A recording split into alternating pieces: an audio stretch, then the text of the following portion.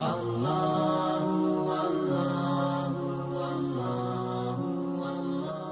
کے ماننے والے جسے ایک لمحے کے اندر پروردگار نے مسجد حرام سے مسجد اقصیٰ سے 7ویں آسمان تک بلایا کہ جب رسول واپس آیا تھا تو کنڈی ہل رہی تھی.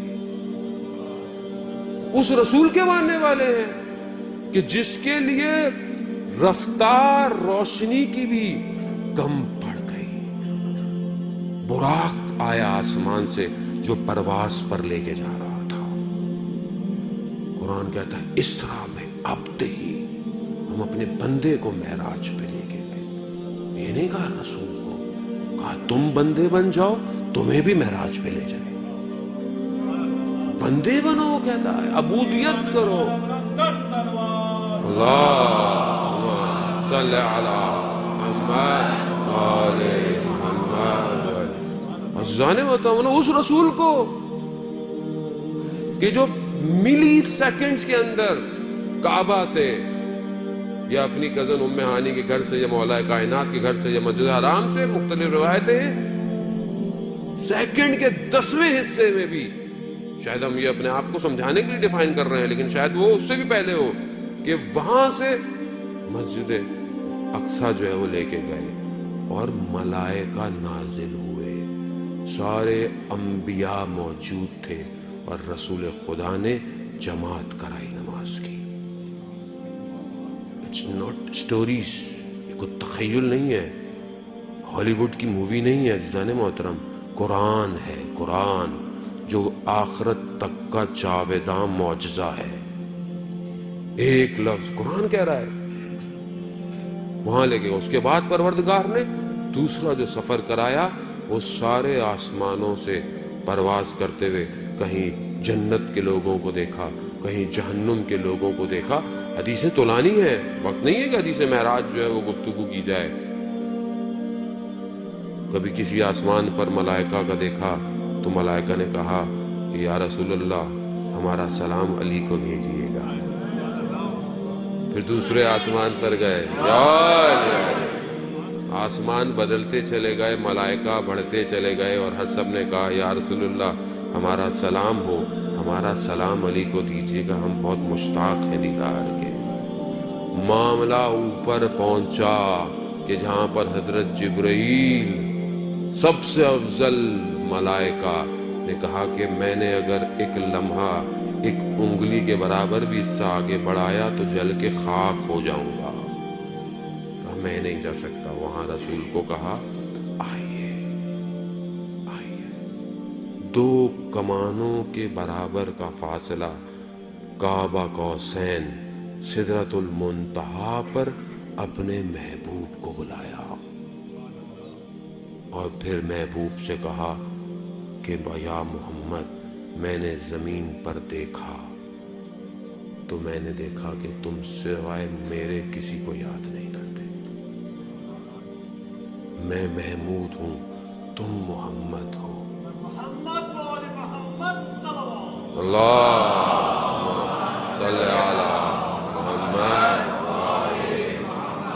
عزیزان محترم کہا میں محمود ہوں، تم محمد ہو. اور محمد پھر تمہارے بعد میں نے جب زمین پر نگاہ ڈالی تو مجھے علی کے سوا تمہارا کوئی وسیع نظر نہیں آیا. یا اللہم صلی علی محمد. عزیزان محترم یہ حدیث ہے، متواتر حدیث ہے.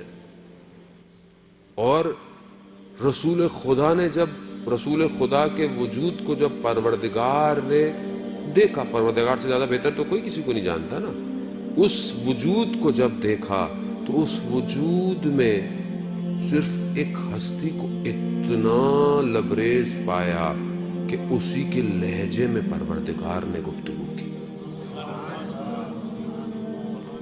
وجود کو دیکھا، یعنی دیکھا کہ یہ وہ اس وجود میں بس یہ ایک اور ایسا وجود ہے کہ جس کے لہجے میں خدا کہہ رہا ہے کہ میں گفتگو کر سکتا تھا، اور وہ علی ابن ابی طالب کا لہجہ تھا. کمال عزیزان محترم. فضائل کو طریقوں سے بیان کریں کہ توحید توحید نظر آئے، نبوت نبوت نظر آئے، اور امامت امامت نظر آئے. یار غلطیاں نہ کریں لوگوں سے واہ واہ کے چکر میں. لوگ یہاں واہ واہ کے چکر میں یہ پڑھ دیا وہ پڑھ دیا، یہ یہاں واہ واہ ہو رہی ہے، وہاں پر جب چترول پڑھیں گے نا اوپر تو پتہ چل جائے گا. جو حق ہے اس کو بیان کرے. جب خدا کہہ رہا ہے کہ میں نے پایا، میں نے اپنا بہترین بندہ پایا، میں اپنے بندے کو لے کے گیا معراج. پھر پروردگار نے کہا اے محمد، میں نے آپ کو علی، فاطمہ، حسن، حسین اور باقی سارے اماموں کے نور کو خلق کیا، اور اگر کوئی ساری زندگی عبادت کرتا رہے کہ اپنے آپ کو ختم کر دے اور ان کی ولایت کا منکر ہو تو میں انہیں جہنم میں بھیج دوں گا. اور عزیزان یہ ولایت بڑی آسانی سے مل گئی ہم لوگوں کو. قدر کریں اس ولایت کی. یہ اپنی ماؤں کو دعائیں دیں کہ جنہوں نے یا علی کر کے چلنا سکھایا ہے. یہ ان کا کمال، ہمارا کوئی کمال نہیں ہے. لیکن ذمہ داری ہے کہ محبت اور مودت میں فرق ہے. محبت دل میں، میرے دل میں بہت سے لوگوں کی محبت ہے، آپ سے محبت ہے، والدین سے محبت ہے، لیکن یہ ساری محبتیں طول میں ہیں یا ہے کہ جس کے لیے پروردگار کہہ رہا ہو کہ رسول ان سے کہہ دو کہ میں نے رسالت کا کام کے لیے تم سے کوئی اجر نہیں مانگ رہا، صرف مودت اہل بیت کی. تو مودت اور محبت میں فرق ہے. تم نے دل میں محبت ہے مجھے، تو مولانا صاحب میں اہل بیت سے بہت محبت کرتا ہوں. وہ محبت جب تک چھلکے گی نہیں مودت میں تبدیل نہیں ہوگی. اظہار کرے محبت کا. وہ اظہار کیسے کرے؟ نعرے مار کر اظہار کرے.